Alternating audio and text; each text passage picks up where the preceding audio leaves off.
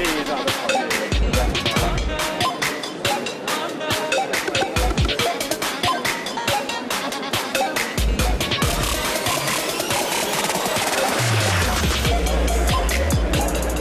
5G is going to be much faster, and it's going to do things that 4G could never do before.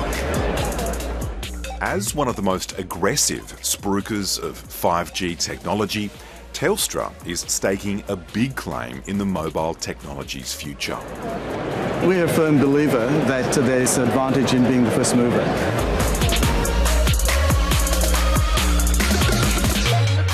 Leading Telstra's charge towards a predominantly business market is Chana Seneviratne. So we've got a 360-degree camera, and it's live streaming from the Gold Coast. And what you see around you is Karawa Beach, right as it is today. And you can hear and see what's happening on the surf. You can hear the surf in the background, and you can see people enjoying a day on the beach. Apart from the benefit and the excitement to ordinary consumers, where we think 5G is really going to shine is for business and for enterprise, because the key attributes of 5G is going to unlock capability that was simply not possible with 4G. Of course, this is the fifth iteration of ever faster mobile technology, 2G being the first digital version and 3G heralding the start of mobile email and web browsing. Now 5G promises a network with almost no lag, called low latency, bringing alive competitive gaming or real-time applications such as sensors in industry or transport networks.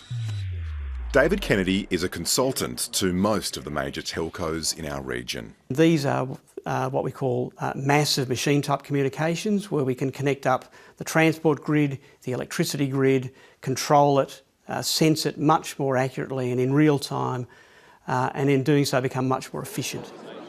While Telstra are eyeing off the business market, Optus have seen an opportunity for fixed wireless home access in the disappointment of the National Broadband Network. We do see some differentiation in the approaches that operators are taking in Australia. So Optus has decided to pursue fixed wireless access for households and small businesses as an option. And they are rolling out a network which will support that service.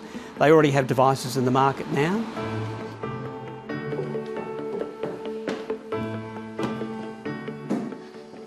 In Melbourne's inner northeast, Clifton Hill resident Shane LeBeau uses no wires and has no contract to use his high-speed home broadband. He's in one of the few areas with 5G coverage. I picked 5G over NBN really because I was annoyed that the NBN took 18 months longer than it was supposed to get here. The price is actually cheaper than what the NBN costs, and it's faster. I didn't have to have anyone here to install it necessarily. It came in a box, I plugged it in. I had some initial trouble setting it up, but I finally found a place that it would work, and it really hasn't caused me any trouble since.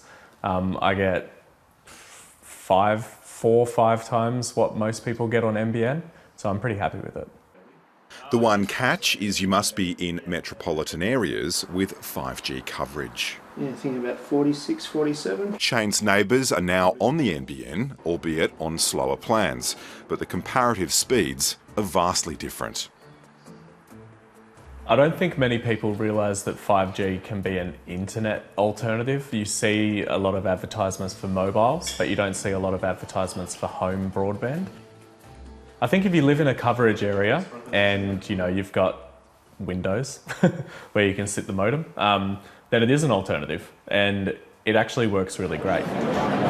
Fixed wireless is something that is used in other countries, but at this stage for Telstra, we want to focus on mobility as being the best use case to advance 5G for our customers.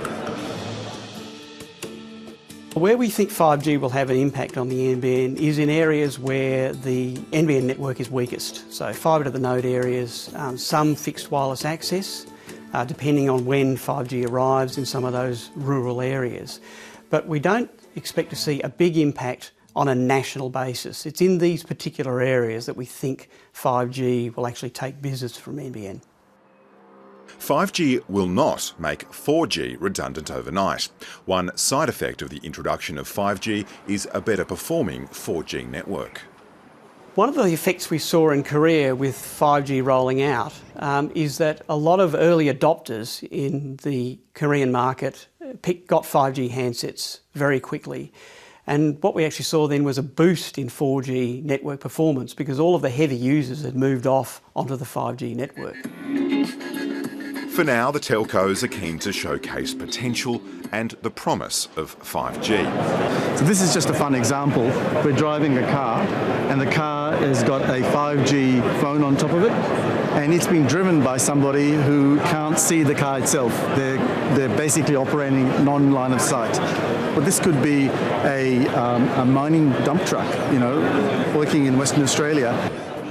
And consumers are open to the alternatives. If you can get a better internet connection that's not through the NBN, why not?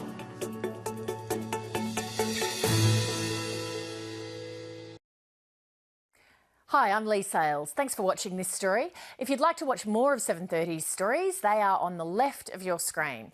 And tap on the button below to subscribe and get the latest from ABC News.